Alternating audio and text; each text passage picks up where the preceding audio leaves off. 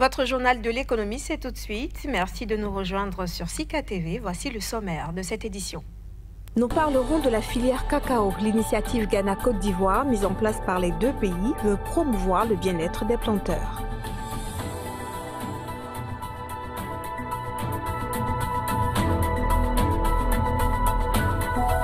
La stagnation des rendements de café plombe le développement de la filière en Éthiopie.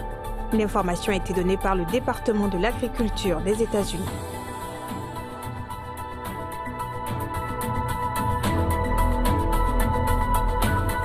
Et puis la culture des algues continue de se développer en Tunisie. Elles sont utilisées pour gélifier des produits qui remplacent ceux d'origine animale dans les aliments transformés.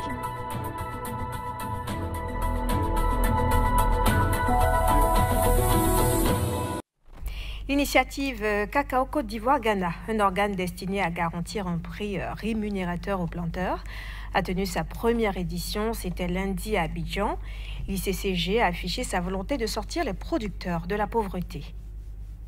Mise en place par les deux pays d'Afrique de l'Ouest, qui représentent ensemble environ 60% du cacao mondial, l'institution doit assurer une durabilité à l'économie cacaoyère, a déclaré l'Ivoirien Alex-Pierre Arnaud Assanvo, son premier secrétaire exécutif, nommé jusque fin septembre 2025. L'institution, dont le siège est installé à Accra, veut se montrer inflexible sur la question de la promotion du bien-être et des intérêts collectifs des producteurs de cacao dont beaucoup vivent dans la misère, souligne le communiqué final de cette première rencontre. La Côte d'Ivoire et le Ghana, qui représentaient à eux deux 64% de la production mondiale de cacao pour la campagne 2019-2020, selon l'Organisation internationale du cacao, se sont déjà engagés en juin 2019 dans une initiative conjointe pour garantir des revenus minimums aux cultivateurs avec le versement d'une prime au-delà du prix du marché. Les planteurs des pays tropicaux sont les parents pauvres du secteur. Ils ne perçoivent que 6% des 100 milliards de dollars par an que représente le marché mondial du cacao et du chocolat verrouillé par les grands industriels. En Côte d'Ivoire, plus de la moitié d'entre eux vivent sous le seuil de pauvreté selon une étude de la Banque mondiale, alors que le cacao fait vivre 5 à 6 millions de personnes. La situation est comparable au Ghana, où quelques 800 000 familles vivent de l'or brun. Le Niger est le premier producteur de mil et de sorgho de l'UEMOA en 2020, avec près de 40% de la production de l'espace communautaire. C'est ce qu'indique un récent rapport de la BCAO. Sur la période de 2018 à 2020, le pays de la MENA a produit en tout 16 500 000 tonnes de mil et de sorgho selon des statistiques de l'institution basée à Dakar. En effet, la production qui était ressortie à près de 6 millions de tonnes en 2018 a enregistré une chute pour s'établir à 5,1 millions de tonnes un an plus tard, avant d'amorcer une nouvelle tendance à la hausse actée en 2020 par une production estimée à 5,4 millions de tonnes. Toujours au Niger, la 3e édition du Forum des mines et du pétrole de la Communauté économique des États de l'Afrique de l'Ouest va se tenir à Niamey du 14 au 16 septembre prochain autour du thème « Intégrer les industries minières et pétrolières dans le développement des chaînes de valeur régionales ». Ce rendez-vous va rassembler les principaux décideurs des secteurs publics et privés avec le même objectif fixé depuis la première édition, entre autres, promouvoir et développer les potentiels miniers et pétroliers des États membres, assurer l'intégration socio-économique de la région ouest-africaine. Au Nigeria, l'agriculture est l'un des principaux contributeurs au PIB.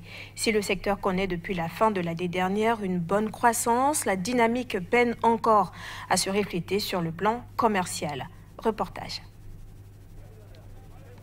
Au Nigeria, la valeur des expéditions de produits agricoles s'est établie à 127,2 milliards de naira, 310 millions de dollars d'après les dernières données relayées par le Bureau national de la statistique. Sur la période, les principaux produits écoulés ont été le sésame, 41,9 milliards de naira, le cacao fermenté, 32,2 milliards de naira, la noix de cajou, 10,4 milliards de naira, et la noix de coco, 8,6 milliards de naira.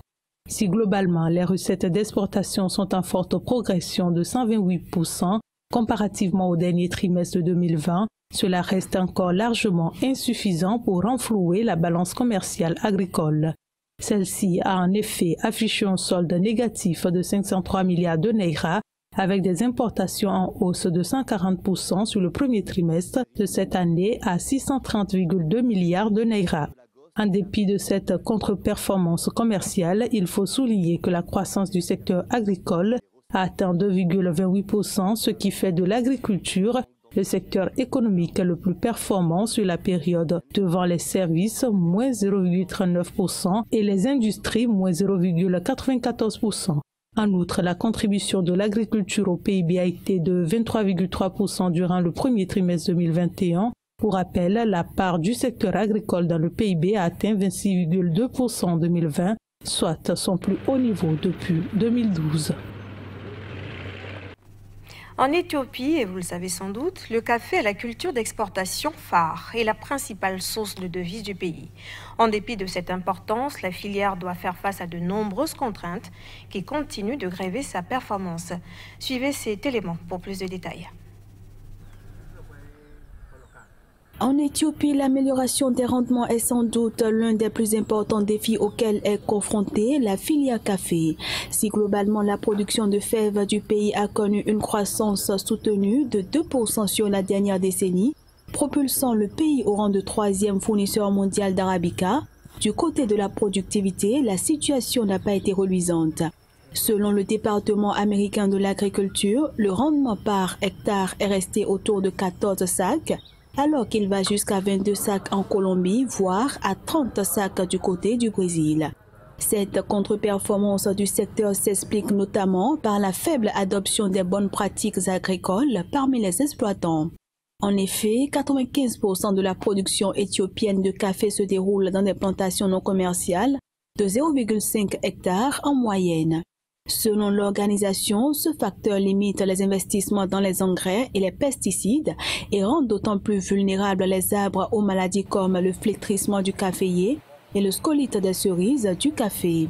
Globalement, la stagnation des rendements du café s'ajoute à d'autres défis comme le changement climatique et la perte de terrain de la fève dans certaines régions au profit du khat, une plante plus rentable dont les feuilles sont mâchées pour leurs vertus stimulantes et euphorisantes.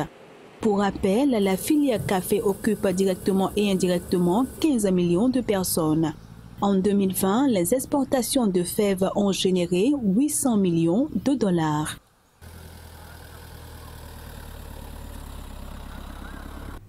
Nous prenons la direction du Soudan. En pleine transition démocratique, le pays accélère les réformes nécessaires à sa relance économique. Dans ce processus, l'État envisage d'obtenir un allègement sur 80% de sa dette extérieure grâce à l'initiative des pays pauvres très endettés qui nécessitent dans un premier temps de rembourser les arriérés dus au Fonds monétaire international. L'État soudanais va enfin pouvoir régler la totalité de ses arriérés envers le fonds. Selon la directrice du FMI, le Soudan a mobilisé assez de financement de la part de ses partenaires pour rembourser sa dette envers l'institution de Bretton Woods. Au total, 101 pays membres du FMI se sont engagés à fournir un financement de plus de 992 millions de DTS, c'est-à-dire 1,4 milliard de dollars à Khartoum pour le remboursement de ses arriérés. Cette annonce vient renforcer la candidature du Soudan à l'initiative Pays pauvres très endettés, dont le pays espère bénéficier depuis plusieurs mois. Depuis son arrivée au pouvoir en 2019, après la chute d'Omar el-Béchir, le gouvernement de transition dirigé par le Premier ministre Abdallah Hamdok a mis les bouchées doubles pour faire revenir le Soudan dans le système financier international afin de mobiliser les financements nécessaires pour impulser la relance économique et accélérer les projets de développement. À cet effet, les réformes politiques, économiques et sociales ont été mises en œuvre pour sortir le pays de la liste noire américaine des sponsors du terrorisme et obtenir l'aide de plusieurs partenaires pour régler les arriérés dus à la Banque mondiale, à la Banque africaine de développement et maintenant au FMI. D'après Kristalina Georgieva, le fonds va continuer de soutenir le Soudan dans son redressement après une longue période d'instabilité et de difficultés économiques. Il est désormais plus près d'atteindre le point de décision de l'initiative PPTE une étape importante qui va réduire considérablement sa dette totale et lui permettre d'accéder à des fonds et à de nouveaux investissements essentiels pour stimuler la croissance et lutter contre la pauvreté. Dans une lagune du nord de la Tunisie, vous le verrez à travers ce reportage, des paysans récoltent des algues rouges qu'ils ont plantées eux-mêmes. Leur entreprise est la principale en Méditerranée et la seule dans le pays à cultiver ces plantes, devenues précieuses, avec le succès des épaississants alimentaires végétaux. Précision. Après des années de recherche, c'est la première fois cette année qu'une entreprise de texturants alimentaires récolte des algues rouges à l'échelle industrielle. Face à l'eau plate d'une lagune près de Bizerte, des femmes vident dans de grandes bassines les filets des touffes rugueuses tirant du verre rouge sombre, puis en prélèvent quelques sections. Des fermiers nouent ensuite ces échantillons d'algues autour d'un filet cylindrique qu'ils plongent dans la lagune. Pour 1 kilo d'algues mises en culture, 10 kilos de la plante aquatique sont récoltés 1 mois et demi plus tard. De quoi développer la production locale sans épuiser les ressources naturelles, quand d'autres pays comme le Maroc voisin ou le Chili ont vu leurs réserves d'algues rouges épuisées par la surpêche. Les algues sont ensuite séchées au soleil sur de grandes tables, puis transportées à l'usine où elles deviennent des texturants, des gélifiants ou des épaississants alimentaires. Ce type de produit supplante peu à peu la gélatine d'origine animale, moins populaire dans l'industrie alimentaire en raison de scandales sanitaires et du nombre grandissant de végétariens.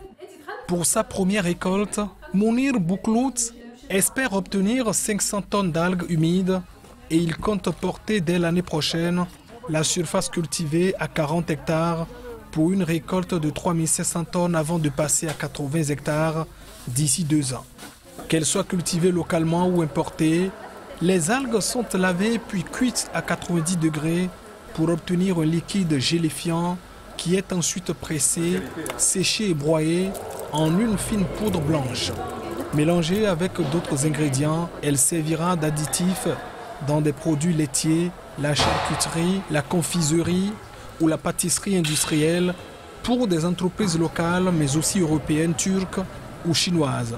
Une aubaine pour toute la région où le projet emploie environ 100 de personnes et devrait permettre d'en faire travailler 500 d'ici 2 ans. Et c'est la fin de cette édition. Merci de l'avoir suivi et bonne suite des programmes sur Sika TV.